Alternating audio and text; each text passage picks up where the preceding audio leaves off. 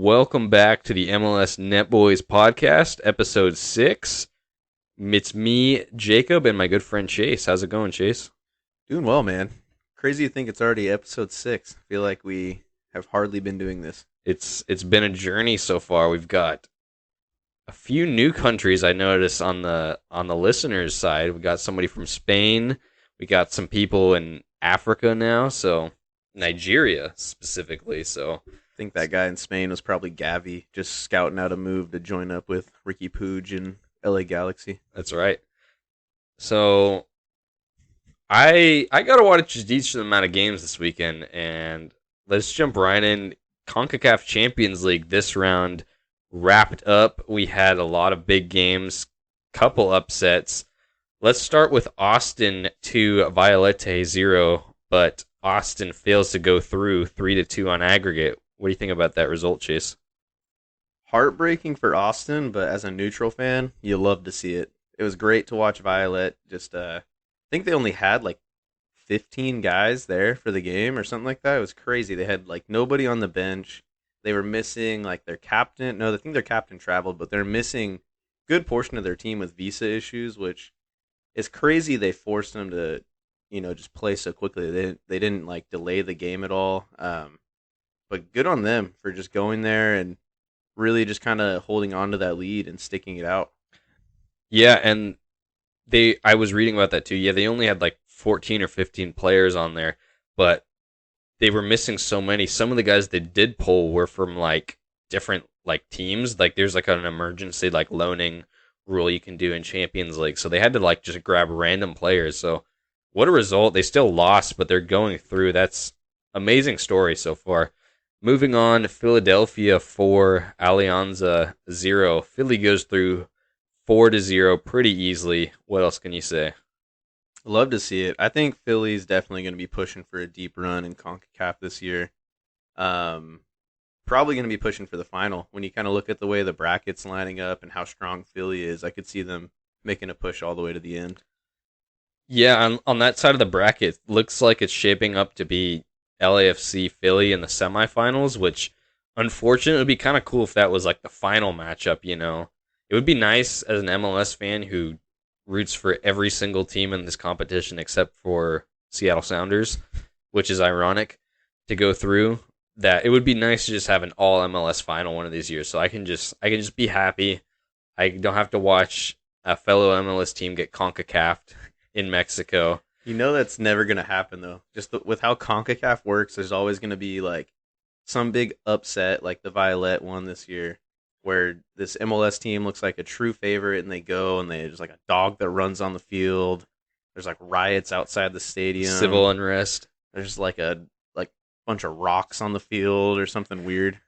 Unrelated, but do you remember that CONCACAF Nations League game where like that 60-year-old dude who is like the president or like congressman of the country who's like also an owner of the team was just playing as like a center mid and just pinging balls? That is peak CONCACAF. That guy, his gut hung out so far. It was kind of funny just watching him. Like he didn't even really run. He just kind of walked around on the field. Picture picture like one of the MLS teams with like a celebrity owner like Will Ferrell or something just goes in and plays as center back and he starts that weird half afro thing he has, just like out of shape Will Ferrell just pinging some Dude, cross field switches. when I saw that clip of that like congressman or president or whatever playing, it just like reminded me of like playing men's league soccer, and you just have the guy as like your team manager, but you're short players, so he has to step out on the pitch, and he just does not run, even though he's been yelling at you all season long that you need to do more, you need to get up and down the field, and then he gets out there and like just basically it moves as much as the goalie does throughout the 90. Exactly. No, peak CONCACAF right there. Next up, Real España beats Whitecaps 3-2. Whitecaps, however, go through 7-3 on aggregate, which 7 goals is pretty impressive. I was happy to see Vancouver go through. They got a tough matchup. They got to play LAFC next in the bracket, I believe, or at least it's on that side. So that's a tough break for them. But I would love to see Vancouver get this done, honestly, or at least make a deep run. Um, Weird seeing Vancouver score goals. They don't do that very often in the league, so it's kind of cool seeing them in Champions League where they can kind of pick on some teams that are worse than them because usually they're the team that gets picked on. Yeah, no, for sure, for sure. Nice to see Vancouver doing something.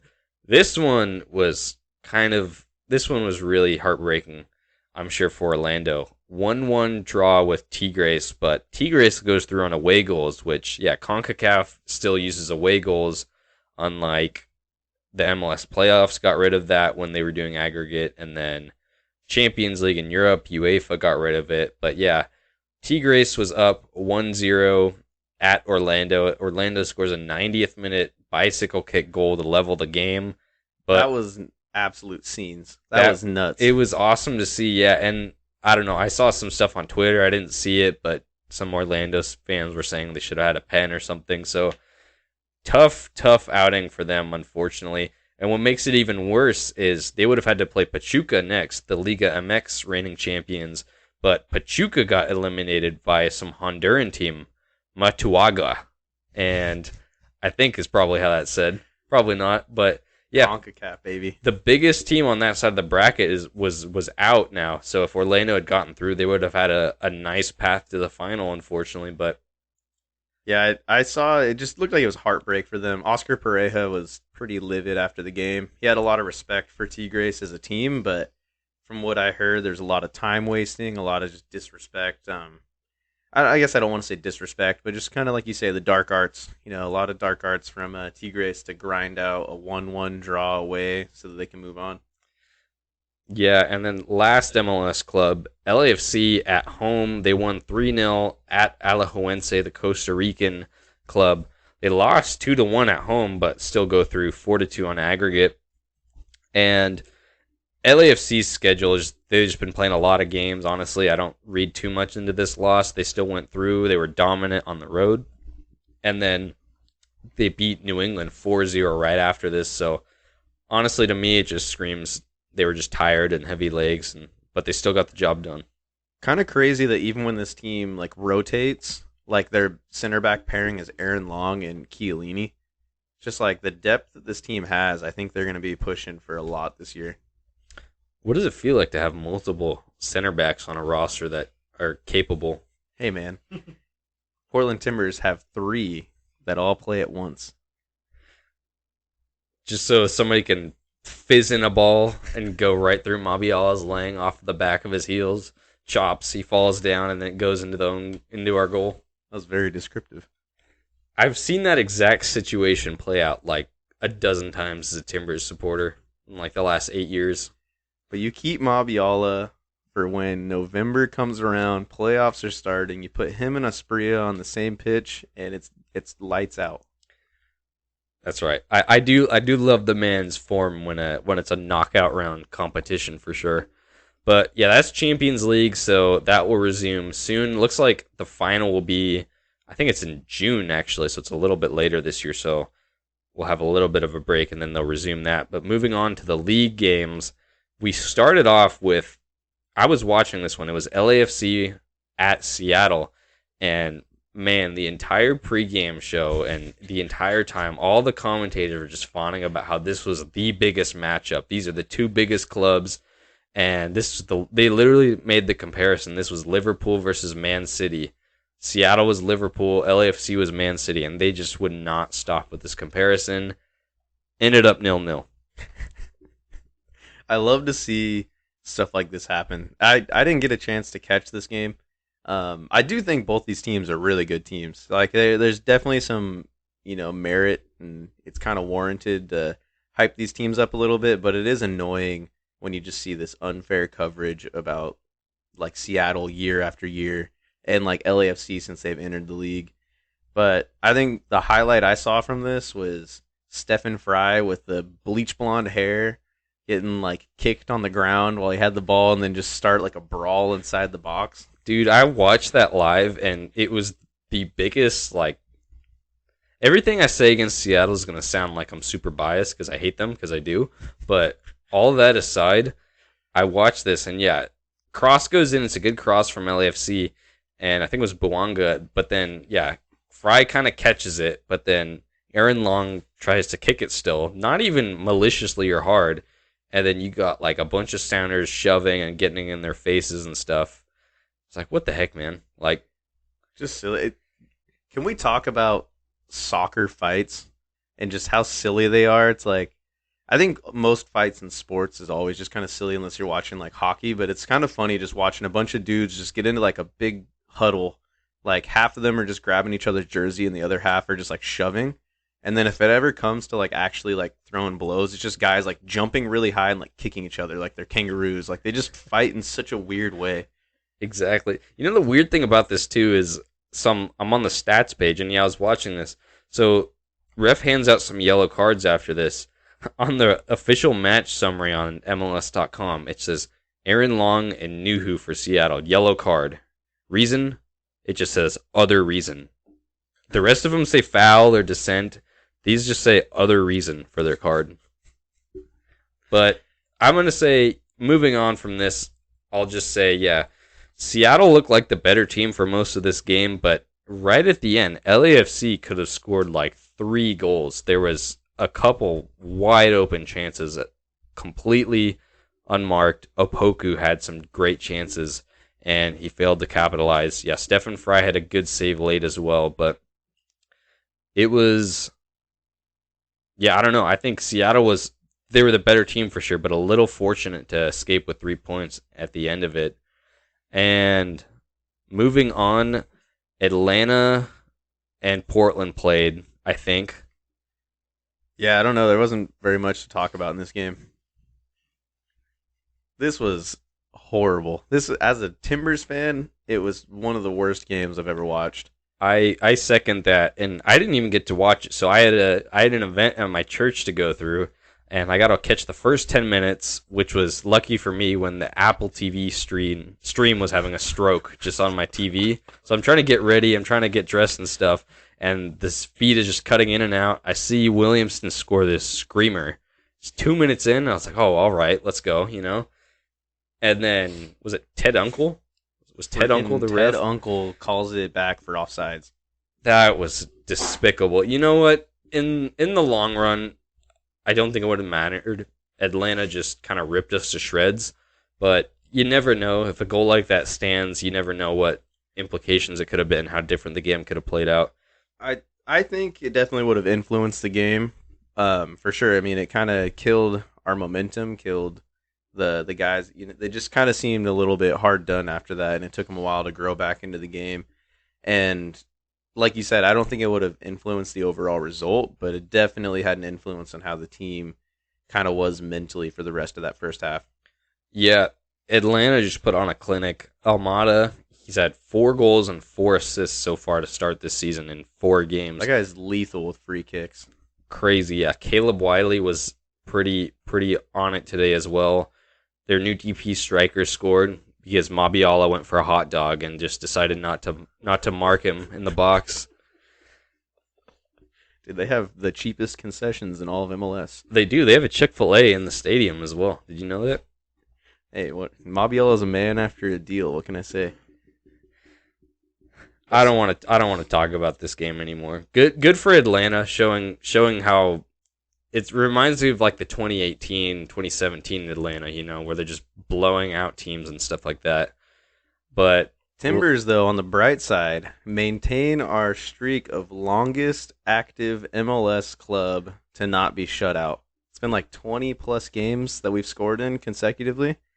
So good on Tega Ikoba for coming in for like his first career goal in the 83rd minute, just for Atlanta 3 minutes later to score another one. You know what?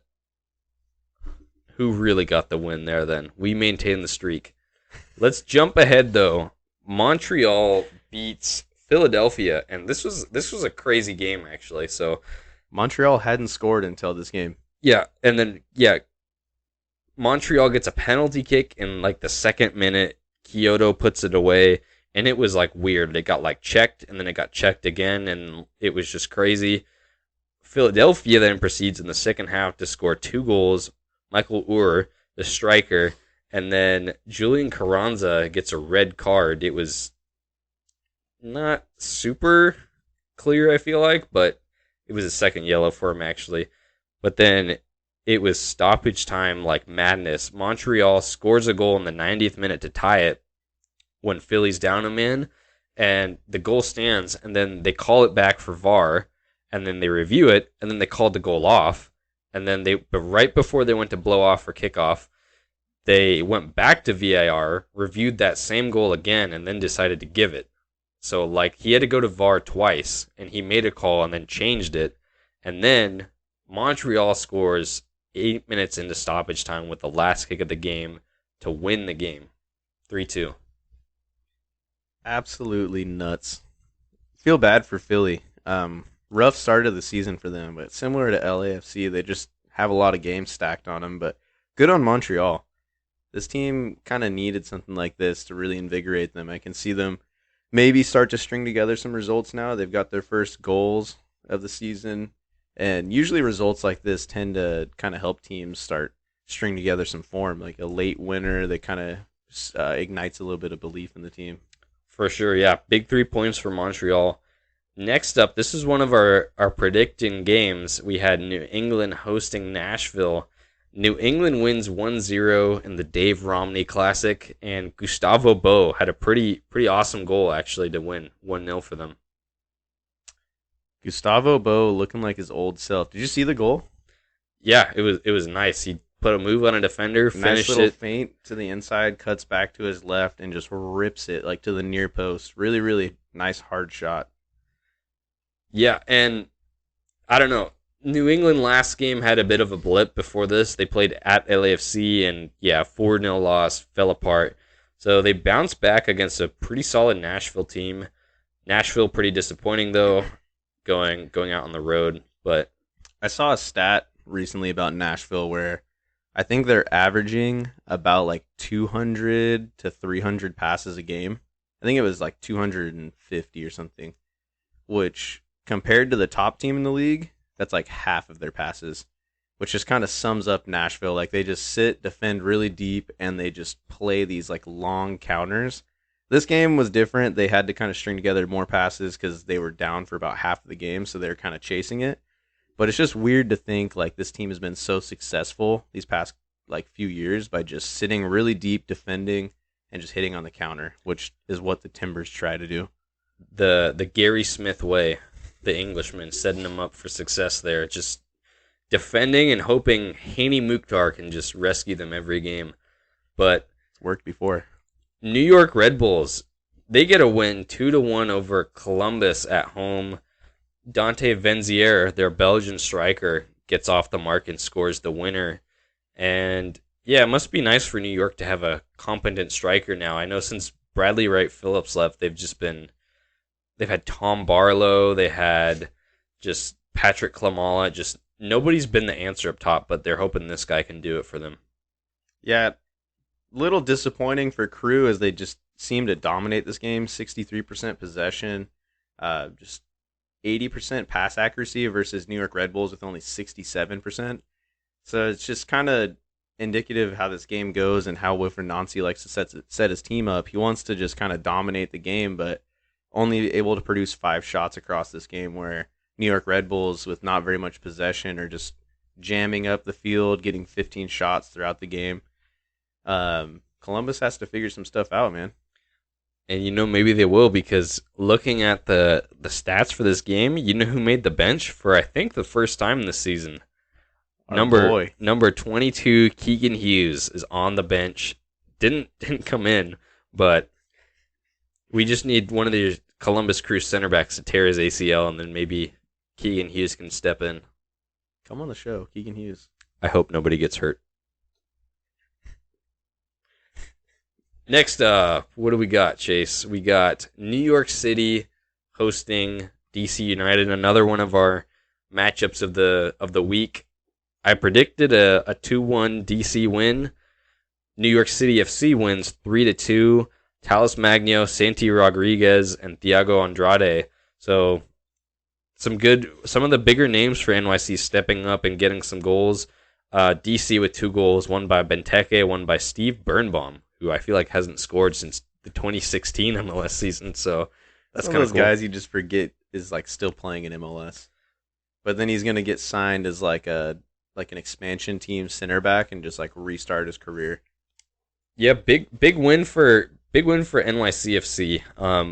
They're kind of after a bit of a shaky start, looking to get back to their form in 2021 and those golden years for them.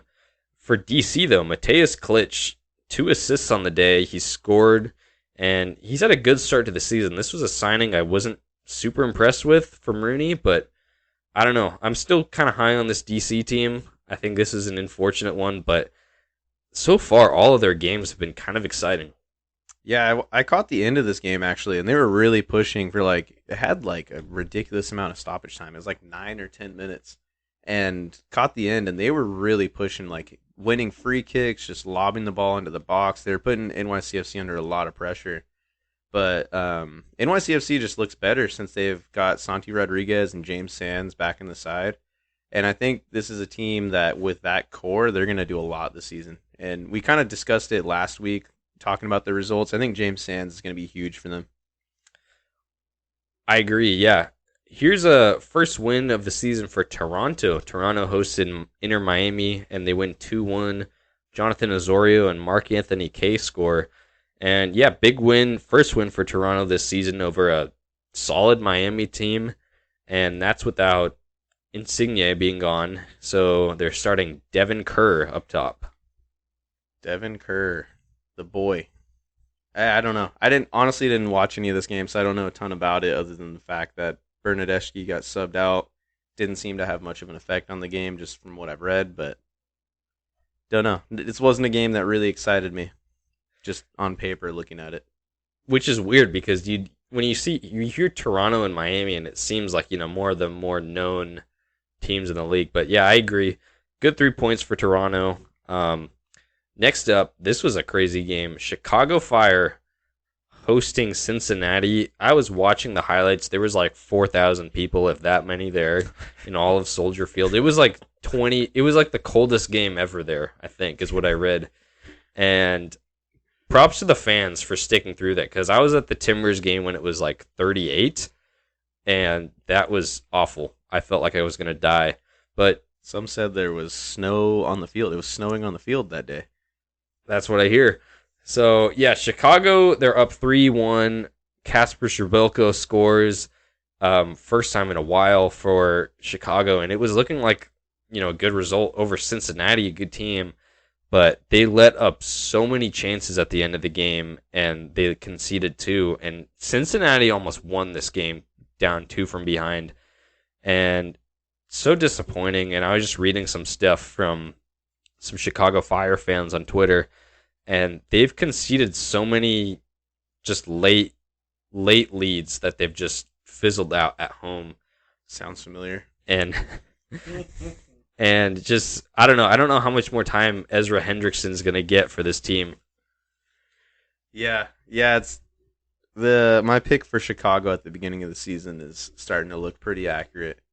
But Cincinnati, good on them. This is what we talked about last week. This is like what a good team has to do in the league. They have to grind out these results where they're away. It's bad weather. Got all 4,000 of these fans just chirping at you. And you got to string together some results here. So they did good pulling it out right at the end. Yeah, as a guy, I just root for the Chicago Fire. I have no connection to this team. I been to the Chicago airport a couple of times, but that's it. But I just want them to be decent so bad. I just really do. They have one of the best jerseys in the league, that new. Got some great pizza as well. That's right. Next up, we got Terrible Dallas. Jerseys. I disagree. We got Dallas beating Sporting Kansas City 2-1. Kansas City finally scored a goal, Daniel Shalhoub, but they lose. And Chase's favorite U.S. national team striker, Jesus Ferreira, gets the 84th minute winner. Silencing the haters, which I am one of them. I saw Alan Velasco got a goal. After the Timbers game ended, we threw on the MLS 360 show, so I was able to catch his goal, which he took it nicely. But Sporting KC, man, are you regretting where you put them at in your preseason predictions? I had them kind of high. Yeah, I think I did like 5th or 6th, and not looking great. there was another cool thing. There was like a double penalty kick save. I don't know if you saw that, Yeah. but like they had to retake the penalty. That was pretty awesome. That was for Dallas, but yeah, I'm gonna focus more on Kansas City side. They're just really disappointing. I don't know when um Alan Polito's supposed to be back, but they need something up top. Willie Agata, who was lights out last year, just hasn't brought that back. Alan Polito is to them what Felipe Mora is to us. Like he's really good when he's able to get on the field, but the guy cannot stay healthy. Man, could you imagine if they got Ronaldo and he was dealing with this? He wouldn't have turned it around. I mean, I don't. He would have first had to win over that spot from Kyrie Shelton. So, Dude, are you telling me Cristiano Ronaldo's gonna be able to get past Marco Farfan down the wing? No way. I saw Marco Farfan shut down Ibrahimovic. dude, I saw Marco Farfan shut down my friend on FIFA like multiple times. Marco Farfan, great on and off the field.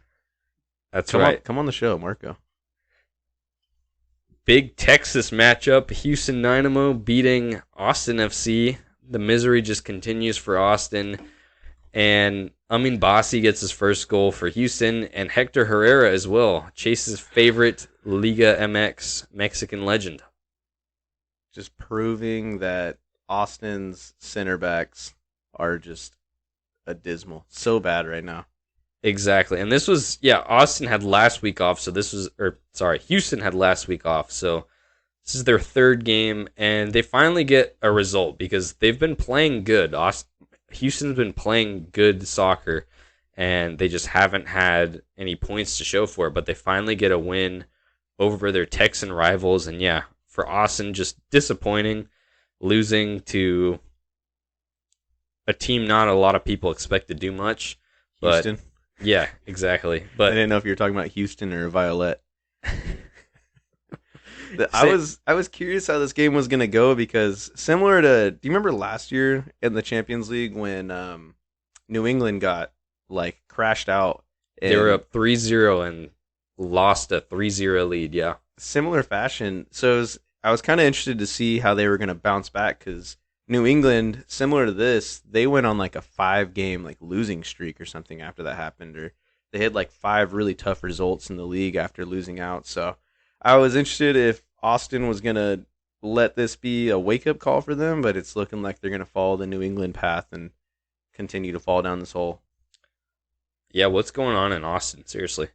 Next up, bit of history here. St. Louis wins and still top of the entire league supporters shield standings. They win 3-0 over San Jose. João Klaus gets another goal. Nicholas Gioacchini gets a goal. And I don't know what to say. St. Louis is now the best start to an expansion team in history, which is nuts to me, considering some of the more recent teams we've had. What do you say, Chase? I'm about ready to just cancel my flight to St. Louis. Um, I've told you before, but I'm going there to watch the Timbers play late April, and I'm not looking forward to going there anymore. St. Louis is starting to look pretty legit, unfortunately. I don't know, man.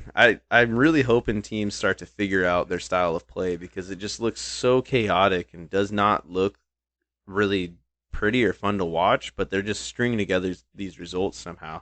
To be fair, San Jose, smallest team in the league, definitely not a really skilled team, but they're kind of in this transition period where they are starting to learn how to build out of the back, and their coach is really dedicated to that. So if they would have strayed away and they tried to go long and kind of play fast these lines, I think they would have been able to find Jeremy Ebobisse up top and find some success against that St. Louis backline.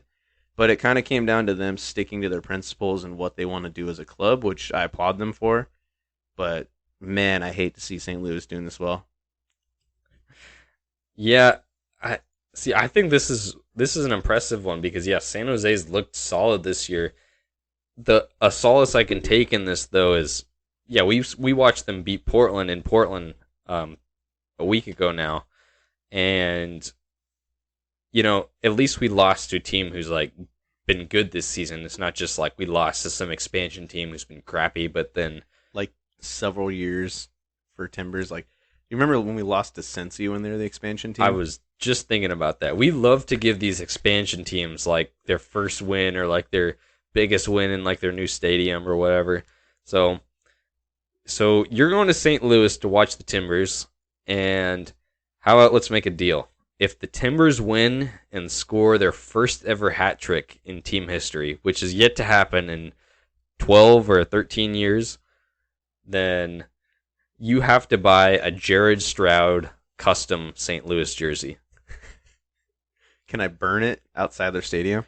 No, you have to wear that thing loud and proud. I mean, Gosh. statistically, we're like what 400 games into the Timbers like existence, and we've yet to score one. So I know, but I know like my luck. I'm gonna say that, and then it's gonna be like Diego Gutierrez pops off with just like two bangers outside the box, and then like a bicycle kick. dude, To that guy finish can't it even off. control a 6 yard pass. How is he gonna do that? Hey, he has a viral TikTok, man. Calm down. The man's out here just working on his dream. All right. No, I respect the grind. I hope he does well, but just I will say we always end up talking about Timbers. We're talking about St. Louis and San Jose here. We end up on a fringe T2 Timbers 2. I will say as a Timbers fan, Diego Gutierrez, he does not look convincing on the field, but I think the direction a lot of people want to see the club go in is where we start playing these younger guys. But we can't do that if every time we play them, everybody just gets super pissed and they're like, "What the heck is this guy doing on the field? He can't even control a pass." He can't. He can't. That's true. I saw him try and do like a scissor and like go past somebody in the previous game, and he just got shut down by like a guy who had been playing for 89 minutes already and was just exhausted. I don't want to talk about the Timbers anymore, man. There's Colorado All right. hosts Minnesota. A And- blockbuster game. Minnesota wins 2-1 on the road, and I saw on Twitter. So yeah, still no Reynoso for Minnesota. I think it's safe to assume he's not coming back. He's in his legal issues back in Argentina, and apparently disappeared from. He's literally gone. I don't know the reports that I've seen, but Is my man okay? Like, I hope he is. Yeah, pray for Reynoso, I guess. But yeah, it looks like changed his name, has a like different team now, and South Korea there's some South Korean international player they're looking at. Probably I guess as a kind of offensive replacement. But yeah, watch Reynoso just be a DP signing for like Cincinnati or DC United or one of those teams. He comes back to Timbers, the dude, league. come to the Timbers. But Wait, so who's this South Korean guy? Do you know much about him? I didn't catch his name. I just saw a report, but from what I saw, it seems like Minnesota, they have the lowest pass completion ranking since they kept track of that stat since 2009 is what I saw. And somebody said they're just going full Burnley with their playing style. And they got a win here. They're getting results. So, Dude, Sean Deitch to Minnesota. weirdly enough, I can see that. Once Adrian Heath burns down the place and just completely kills his chance of ever getting another MLS career. Yeah, I think they've held on to him a little too long. But ending the week of league games, LA Galaxy hosts Vancouver Whitecaps, and a 1-1 draw. Boring. Yeah, I think Timbers take on LA Galaxy next week, right? At home. So we're gonna lose 3-0. So, which I would have been a little bit more afraid of just looking at this LA Galaxy team on paper, but they aren't really able to put any results together right now. That's yeah. So like when we were talking about matchups here, I regret ranking teams like SKC so high. LA Galaxy, I was never convinced on, and in this offseason, I didn't think they did enough, and I'm feeling pretty confident with that. But yeah, that wraps up this last week's previous results. Moving on, we're going to do continuation of our last segment where we were talking about each club's worst ever signings. And we're going to be doing Western Conference now after we did Eastern Conference. So Yes, sir. So we're just going to start off. We're going to go in alphabetical order again, starting off with Austin. This was Jacob's pick. I'm going to put it out there right now. It's kind of tough picking for some of these newer teams, but with Austin FC, we went with Rigoni. Emmanuel Rigoni, and I don't know. From what I've seen, he's yet to make an impact. Like we were looking at stats, he came in for $3.5 million and hasn't really produced anything. I said he's got 0 goals, 0 assists, only 11 appearances in like half a season plus this season. And Chase over here is trying to convince me his like carries through the midfield percentage was pretty high, but it's like, is that really what you want from your big money Well, winger? so the thing is like when you kind of look at these more like niche stats for guys like this, like a winger, his best season for Sao Paulo, he played 30 games and he put up 51 progressive carries. So that's when like a player picks it up in the midfield and they carry the ball more than 10 yards forward and release. Um, so I mean he's been good in the past, but just for Austin it hasn't been enough. I know you probably want to see goals and assists, but there's definitely more to it for guys that are a little bit deeper on the field than your striker. But yeah, it's just when you look at his numbers across his career, it's never looked that great.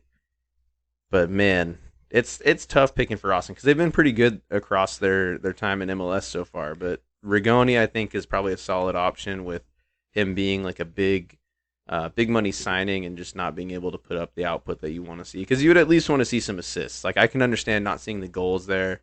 You'd at least want to see the assists. I will say he's only played 11 games for the club, but still not good enough. I was gonna say, I think as a number 8 or something, a little bit deeper, but he's playing on the wing, and yeah, I think some assists or something. He's got to show us something that makes it worth it for his price tag right now, and I don't think we've seen that. But yeah, Austin.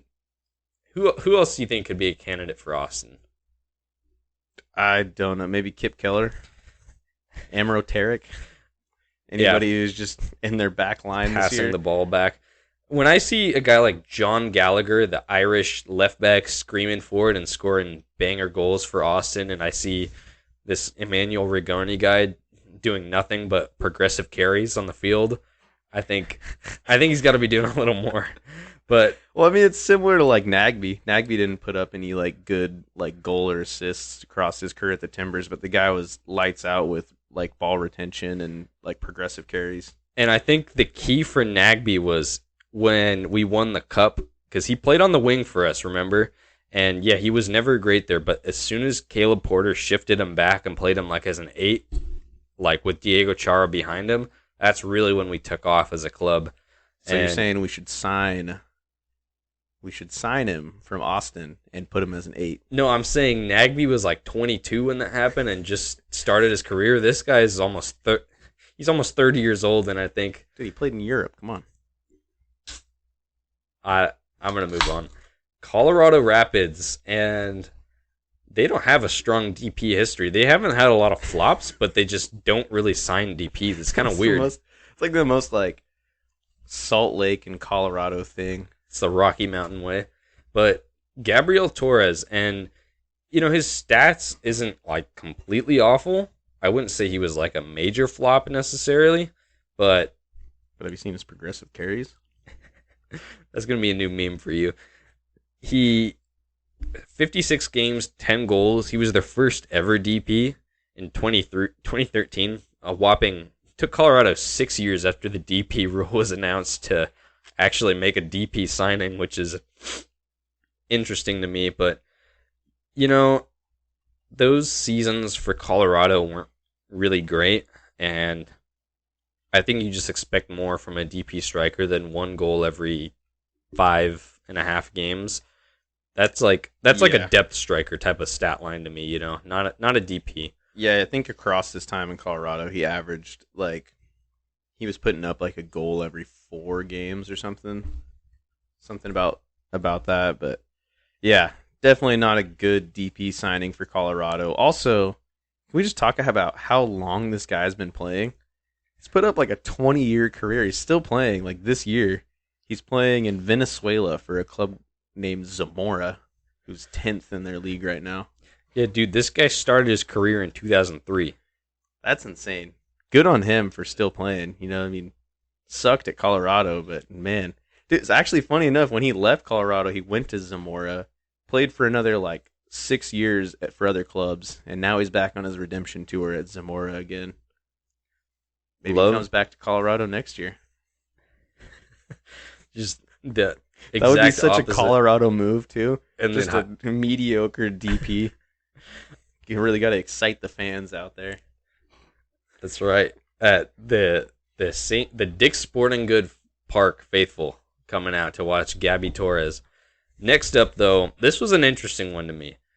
FC Dallas, Denilson, the Brazilian forward who won the World Cup in 2002 with Brazil, one of the only World Cup winners to play in MLS, and he was also the most expensive transfer in the world at one point when he went to Real Betis from Sao Paulo.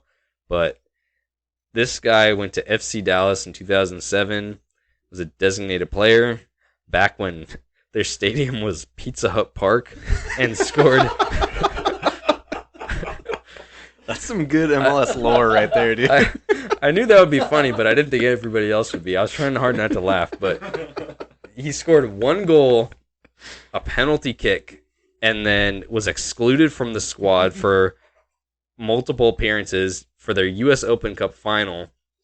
And then their head coach said he needed to earn a spot again in the lineup, this dude who won the World Cup. So showed For the prestige of FC Dallas. It showed he just wasn't really committed to me. This guy also played at Al Nassr, some small club where some Portuguese guy plays. So not a good signing, but yeah, most expensive player in the world and at one point. Played for FC Dallas. Dude, that's where Gareth Bale's going to end up at next. Another most expensive player at one point. That's right. Houston Dynamo and Chase, I'm going to let you take the reins on this one. I don't know who this is. I don't think many people know who this is other than Houston fans. We pulled up Koke.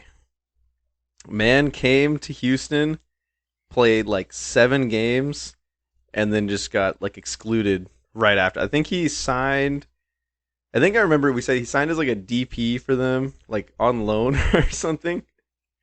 But yeah, guy played 7 games, big money signing, did like absolutely nothing for them. So just, at least from what I was reading from a lot of Houston fans, this was kind of their number one bad signing. I would say Ache personally, but that's just me being a little bit of a mischievous boy. Yeah, crazy. DP signing, you're literally there not even a full year before your contract gets terminated. That's just weird. I don't know. It's just a big miss, honestly. And I feel like, at least in previous years with MLS, a lot of those guys who are big money, they would come in, and if they didn't buy into the team, they'd usually get let go for like some other like off the field reasons, like they weren't really showing up to training, they weren't taking it very serious. So it may have been something like that. yeah, I agree. Next up, Chase, this is another one you did your research for, and Sporting Kansas City. Who you got? Yet another guy who came in as a DP, played 9 games, got 1 assist, and then was let go.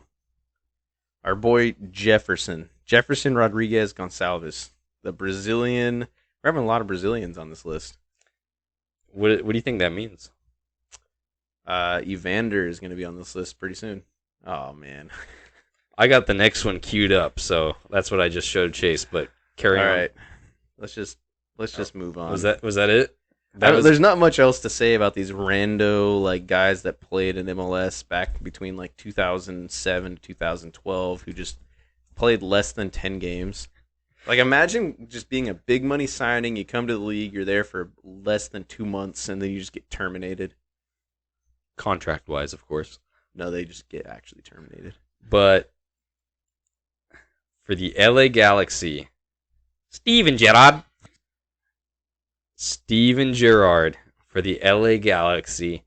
And yeah, he made 500 appearances for Liverpool over a 17-year career there. Joins the LA Galaxy, and I remember what he was saying was this was a new lease on life for me. He was like excited to be here, excited to get out of the gray, coldy, rainy Liverpool weather. And he got a few goals, but like watching this guy play away like at Houston in like the 90-degree weather on like a hot day in Houston, 38 years old, he's running on toothpicks for legs, just with all these athletic younger players just blazing past him. What a legendary player, but wasn't a guy who really did much for his club in MLS, and just kind of the beginning of the downfall for the LA Galaxy. They had just won the Cup the year before, the MLS Cup 2014, and then this is where they just went really downhill, not just because of Gerrard, but failed to make an impact, was just reminded me of like an MLS like 1.0 signing. You signed like a 37-year-old English center mid. And one last thing I'll say about this guy. So he signs for the LA Galaxy, and he signed in January, and he was going to come in July once the Liverpool season ended. And the 2015 MLS All-Star game I went to in Colorado, and like the week of the game, the commissioner of the league decided Steven Gerrard and Frank Lampard, neither of which who had made an appearance in the league, would be named to the All-Star team against Tottenham. And then he got like hurt or something and couldn't even play in the game. That's such a weird MLS thing. I love like the All-Star game and the All-Star weekend, but I hate like the weird rules around it where players have to participate or else they get suspended like the next week or something like that. And then also the weird, like I remember when like Portland hosted it, like Liam Ridgewell made it on, and I don't think he had been around very long before that as well. So that one, that was like I think the hosting coach gets a pick or something as well, right? So what happened there was one of the center backs couldn't make the trip or got hurt or something happened last minute, so we just needed some defender in there. Kind of BS that Ridgewell got it because he had literally played like 3 games for us. But this guy, this fraud, I'm just kidding. I don't have anything against him. Don't you ever say that about Steven Gerrard again. He hadn't even played a game yet, so it was kind of just like, imagine the man had played 504 games for the best club in the world. But picture you're a center mid and like in the league, you've been grinding, you've been putting up a solid season. This lad comes over from across the pond, gets an all-star spot from you, because there's like bonuses, you get extra money, like there's like real life consequences for making this, and then this guy, Steven Gerrard, needed the bonus as well, man. Come on. Less said about this, the better. I agree. LA Galaxy, not a great signing when you see these old guys who are just should be retired already and just coming here to collect a check. I love Steven Gerrard as a player, one of the best to ever do it, but did not have a good time of it in the MLS. Or as a manager. Whoa. The best Rangers team ever? Okay, but shout out to our buddy Ryan. Rangers undefeated. Okay, but season. Me and you could be the managers of Celtic and Rangers and still top the league by 35 points because you're playing like Division III college teams other than the big 2. You want to download Football Manager 23 and find out? I kind of do, actually. Next up, we have Andre Horta with Los Angeles FC. Dude, I'm trying to find on Wikipedia and stuff. His stats is just not on here. But yeah, he was I have his stats pulled up for his 2 years in LA, and I'll just give you a quick little rundown. So he got 15 appearances across 2 years, 5 starts, and 0 goals, 0 assists. Designated player too. So he came from Benfica, and he was like in his prime. He was an exciting prospect. He was playing for the under 20s Portuguese national teams. Do you remember he had an infamous game where it was like the second El Tráfico game, and his team LAFC were up 2-0, and he does like a back pass just right to the other team, and it gets intercepted, and I think it was Ola Kamara like scored it, and then they blew their lead. This was back when LAFC couldn't beat the Galaxy for some reason when Ibra was there, but that one moment, I think, summed up his MLS career pretty well. Yeah, definitely. With a club like LAFC that's been pretty solid for their whole time in the league. Similar to Austin, hard to find a guy that kind of fits this, but Horta fits it to a T. Guy did nothing in the league. His progressive carries were just horrible. Guy was not doing much. All right. I don't know what. I don't think I've ever heard you talk about progressive carries other than today. Next up, though, this was Minnesota United, and I was looking at some players here. They have, and I completely forgot about this guy. He's a player who is Norwegian. His name was Vadim Demidov. This European guy was from. Oh, never mind. Was Latvian. Was signed for Minnesota like ahead of their first year, and Adrian Heath, he was the club captain for their first season, and he made 3 appearances, and he's 3 starts and 3 full 90s. And he was their center back. He was supposed to be their anchor. First game, he was playing at Portland. It was Minnesota's first game in the league. They lost 5-1 at home. I remember that game. I was there. That's right. And yeah, shout out to the Bob Ross tifo. I remember that one too. Yeah, he was there. He was anchoring them, and yeah, 16 goals in their first 3 games. Doesn't make an appearance the rest of the season, and then they canceled his contract. He was their DP head club captain. How does that happen? Man, how does that happen? 3 games, concedes 16 goals.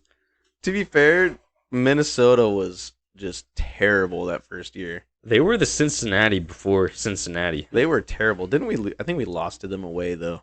Probably. Oh, it was. Remember? They played, it was before they had their new stadium, and they lost like 4-1. Alvis Powell scored that screamer, like in their football stadium, and it was at halftime. Coach Gio, like, dropped an F-bomb on, like, live TV because he was just, Portland couldn't defend, and then 6 years later, they still can't. Yeah. Mm-hmm. Yeah, I remember that. That was the day that I realized I hate the song Wonderwall, which I don't hate anymore. It's a good song. Anyways, moving on to the historic Portland Timbers. There was a lot of people I could say as a Timbers fan. You know, the short list is Van Rankin. That's a good one. Lucas Milano. I think we ultimately didn't go with him because got a soft spot for Milano. He ended up helping us win the league. I mean, there's so many guys I can think of off the top. Like, what's his name? The Swedish striker that scored the Bergkamp flick goal. Oh, Armenteros? Armenteros, you know, dude. I won't count him. Anybody who scores at Seattle has a pass for me for life. So that guy he scored a banger like that. I think it was against Colorado that he did that, where he did the weird Bergkamp flick. Yeah, and Portland Timbers, though, you know who it has to be. Chris Boyd, the Scottish striker. This is what I'm talking about, man. This is the Rangers man. The Rangers man. He's the all-time leading scorer of the Scottish League. Played for one of the big boys. 101 goals in 143 appearances. And then played in Turkey, played in England, came to Portland, scored 7 goals in 26. And this is 11 years ago when the league was at a much lower level. Just didn't fit with our system. He didn't seem very fit. He couldn't run. He was like a poacher, and he couldn't even do that well. Yeah, he obviously had a great career. You can't knock him for his career, but his year in Portland was pretty terrible. I'd say the only thing that was somewhat good about his time in Portland is he was like part of the reason why we like had to reanalyze ourselves as a club. Like fired our head coach, ended up getting Caleb Porter like soon after. So thank you, Chris Boyd. That's right. Yeah, you know what? I'm always really nostalgic about that era of the Timbers, but yeah, he left Portland, went back to Kilmarnock in the Scottish League. It's like one of the, it's like not quite Rangers Celtic level, but it's like one of the bigger clubs. Scored 25 goals in 44 appearances, went back to Rangers, and then went back to that club, Kilmarnock, and scored 33 goals in 109. So he was still scoring like pretty good percentages afterwards. This guy had 16 seasons in that league. He put up 223 goals in the Scottish Premiership. And that's just, yeah, no comment about the Scottish League. I will say that, I saw I saw this guy. I sent this to you on Instagram. He pops up in the most random places. He was on, the Hood Clips Instagram Yeah. account. It was some meme about like falling asleep in class or something, and I guess he's like a commentator now. And it was just like him, just like kind of tweaking out with his eyes on camera. And I was like, that's Chris Boyd. I'm glad the rest of the world was blessed with some Chris Boyd.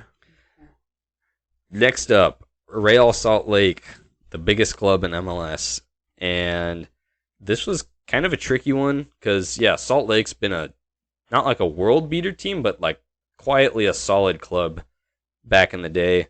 But we went for Juan Manuel Burrito Martinez. I guess this is his nickname, is Burrito or Little Donkey. Anyway, he played for Salt Lake for about 2 seasons and 40 appearances, 8 goals. Came from Boca Juniors, so big club. And yeah, I remember this guy. He was like really good at dribbling, really flashy, could nutmeg like anybody just on a transition, but just wasn't really the answer on the wing for them. This was like, moving out from this. This is like towards the end of Beckerman and Ramondo's career, and they were looking at these kind of international signings. None of them really hit. So, Burrito Martinez. Yeah, I feel like a lot of these like smaller clubs like Colorado and Real Salt Lake, some of these teams that just don't splash a lot of money, it's hard to find names for this because you almost give them a pass when you're like, you guys aren't spending a lot of money. You don't have much, like, I don't even think they expect much when they sign these guys. So it's like when a guy doesn't hit, it's like, well, what's new? Yeah, exactly. Well, yeah, who else were we gonna pick for Salt Lake? Bobby Wood.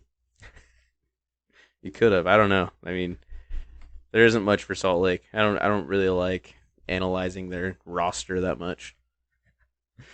Next up, we got Innocent Emigara, the Swedish striker, and this is for the San Jose Earthquakes. He came over from, I'm going to give it a shot here, a team in Azerbaijan called FC Qarabag. And he came over to the Earthquakes, played 13 times, scored 1 goal, and then left that following year and went back to Quarbag in the next couple seasons. I believe his 1 goal was at Seattle though, so you're good in my books if you score against Seattle.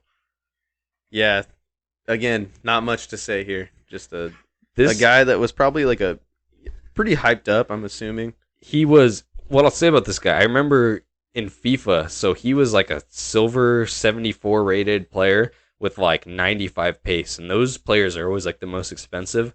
So they had this crazy fast, like smaller guy, and then the like chopsticks walking on the field, Wondolowski, and a flat 4-4-2. And it just reminded me of pro clubs. They got the little fast guy and the big tall guy that they just dump crosses in and hoping he cleans them up. Sounds like he was a worse version of Emmanuel Boateng for Galaxy. Yeah, it didn't really make an impact, so that's our pick for San Jose. Moving on to Chase's favorite team in the league, his fan favorite team, the Seattle Sounders. We went with Freddie Lundberg. I hate the Sounders. Do not listen to Jacob whatsoever. This guy had a long career in England. Played for Arsenal for many years, played for West Ham. Came to Seattle and just did not impress. Yeah, he was their first designated player signing, and yeah, Seattle went big all in. They were successful to start their career in MLS and just didn't make an impact. And he was traded. He was a DP who got traded, which you don't see happen in the league very often. Traded for a second-round pick in the MLS Super Draft to Chicago, and wasn't good for Chicago either. He was clearly past it. And then, after he was terrible in MLS, went to Celtic and played. It's like the cheat code as a player. If you just want to get a couple trophies, you just go to Celtic or something like that. Exactly. This guy could just rot on the bench, come in for 2 minutes a game, and destroy some some Scottish League defenders. But yeah, then went to finish his career at Mumbai City in the Indian Super League. So, do you know who Seattle Sounders picked up with that second round draft pick in 2010? Or it was 2011, right? Yeah, 2011 pick. 2011, they got John Moffitt from University of Wisconsin. Don't Uh, know where that guy's at now. he's probably like a pharmacist or something somewhere. Last but He's working in the optical section at Costco in Seattle. last up, Vancouver Whitecaps, and another tough one because they haven't been really super successful, honestly. So there was lots of. I try to say that as nice as possible, but here's a big one for me because this could have been a turning point for their. They were new team, came to the league 2011, same year as Portland, and when you're a new team in the league, you either get the first pick in the draft or the first pick in the allocation order. So, or the expansion draft, sorry. So usually when two teams join at the same time, so Portland got the expansion draft. They picked Jack Jewsbury, who anchored us for a while, and then Vancouver got the first pick in the MLS draft. Well, that means Portland got draft pick number 2.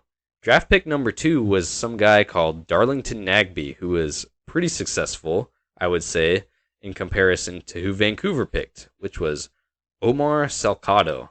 And this guy, yeah, he was the number 1 pick. He was their striker, and I believe he played there from 2011 till 2014. Made a whopping 26 appearances in 4 seasons. Went on loan and scored 1 goal, 26 appearances. Did put up 2 assists though. How about expected carries or whatever that stat was you were talking about? They didn't record it for him. They have no respected you changed my vocabulary. It's progressive carries. They had no progressive carries recorded for this man. But he did have a little bit of a success in the USL Championship, currently playing for El Paso. Or actually, not currently. 2020 he played for El Paso. Yeah, and just like picture if they picked Nagbe, he could have been like a franchise. We got like 7 years out of Nagbe before he moved on from us, but helped us win a championship. Could have been just like a key player for them just in the middle and could have changed things for them. But nope, they got this guy, so that is Vancouver's worst signing. Vancouver in a nutshell. Just kind of falling behind just the rest of the league. Always one step behind, I would say, about Vancouver. That is it. That's every team. That's every team. Let's do a quick preview for Saturday next week. Next round of MLS games. National team is going to be active too. Grenada is hosting the United States in Nations League. So can't wait to see our C team run out there. I'm not going to do these in order of game time, but first intriguing matchup for me, San Jose hosting Toronto. What do you see in this? I think San Jose is going to run away with it. Why? I'm not big on Toronto at all. They don't look convincing, and I just love that front three of San Jose. Cade Cowell really coming into his own. Jeremy Ebobisse proving that he's a great striker for MLS. And Espinoza on the right side, I think he's just an underrated player in MLS. The guy is lights out, and he's a baller when he has the ball at his feet. Yeah, that's an exciting one for sure. Next up, big game, Curacao hosting Canada. Just kidding. It's going to be Portland hosting LA Galaxy, 2 of the biggest clubs in the league. Both of them have been terrible this season, and I can see this one going either way, honestly. I can see Portland putting up a stinker. I can see LA Galaxy just getting shredded. I don't know. Neither of these teams have been impressive at all. You know what I'm going to hate is like Efren Alvarez has just been absolutely he's like good on the ball, but he hasn't been good for LA Galaxy. But that dude like turns up for Portland games. I don't know if you remember last year, but he like was torching our like left hand side, and then he was like cutting in and just like firing these shots off to the far post. Like he was just pretending to be Carlos Vela, and I could see him just turning up again. Yeah, I don't know. These are the games that make me nervous. It's like Portland should win these games, but I Dude, can just. every game makes me nervous for Portland. You're right. I'm gonna say Columbus Crew hosting Atlanta. Atlanta, this should be a big test away from home. Columbus is looking all right, but they've had some setbacks, and Atlanta's been just unbelievable with their attack. And I'm curious to see how Columbus matches up with a team like this. Biggest test for Wilfred Nancy so far.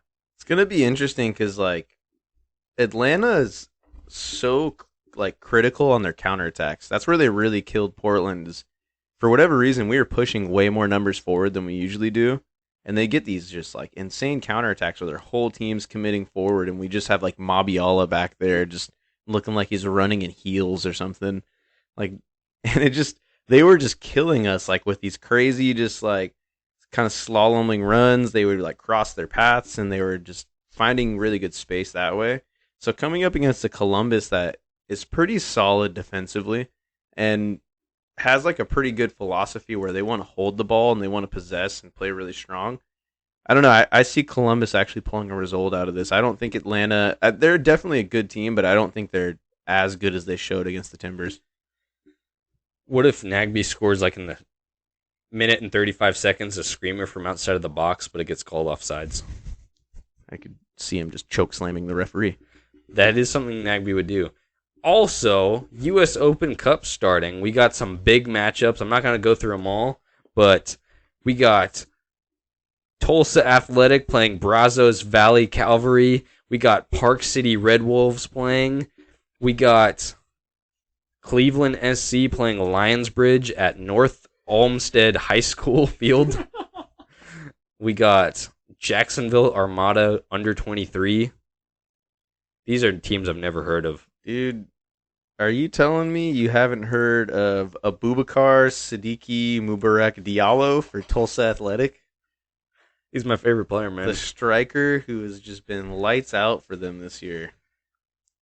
They definitely going to be just a banger of a game. Watching Jamie Gilbert just pull the strings to the midfield. Dude, I love U.S. Open Cup. I wish that competition got more attention because I really wish the way they structured it was similar to how they're doing Leagues Cup. I wish they took a break from MLS season, and if they just had like a month-long like US Open Cup would be so fun to watch, where all these teams are actually like putting effort into it and they're really focusing on winning a trophy that will lead to something. I wish too they made the lower, so in like La Liga until like the quarterfinals or something, the lower team always hosts. So if it's like especially like these random like PDL Division 5 teams or like, USL teams, if they hosted like an MLS club, it'd be like a big deal. They'd sell out. And I remember seeing like you just gotta love like the random stuff that happens. I remember watching some like random Chicago like semi-pro team. This was like the qualification to get into like the second to last round. So it was like all amateur teams they're playing, and they had to end the game like prematurely and end it with a PK shootout because the stadium lights wouldn't turn on, so it was too dark and they couldn't play and it was pitch black. And I don't know. I just love to see just the shenanigans like that go on. It's like CONCACAF light. Like it's not as crazy as CONCACAF, but you do get a little bit of it. I like the idea of like the lower like division teams hosting, but there is something to like Hater. because at least from what I've like read and how it's like structured for like the cup in England, like when those lower teams get to go away to like a Manchester United or something like that, they get a lot more money from the ticket sales versus if they sell out their home stadium. Because when they go to like a bigger team, if they go to Portland and they sell out a pretty decent amount of tickets, their portion ends up being more if they were to sell out their home stadium. So a little bit more money pumped into it, but with how the pyramid works in the U.S., there isn't much money to go around. That's good. It all goes to Donnie Garber. Good old Don Garber, the man. That's gonna wrap up episode number 6 of the MLS Net Boys podcast. Chase, what do you have to say to sign us off? You don't want to sit here and talk about Marvin Laria's progressive carries for the next 15 minutes? I don't ever want to hear progressive carries used as a defense for a winger ever again. All right. I won't bring it up, but all I have to say is Keegan Hughes, come on the show. You're going to have a breakout season. Jose Van Rankin, come on the show. Please don't. No. That's going to wrap it up, and we'll see you guys next week.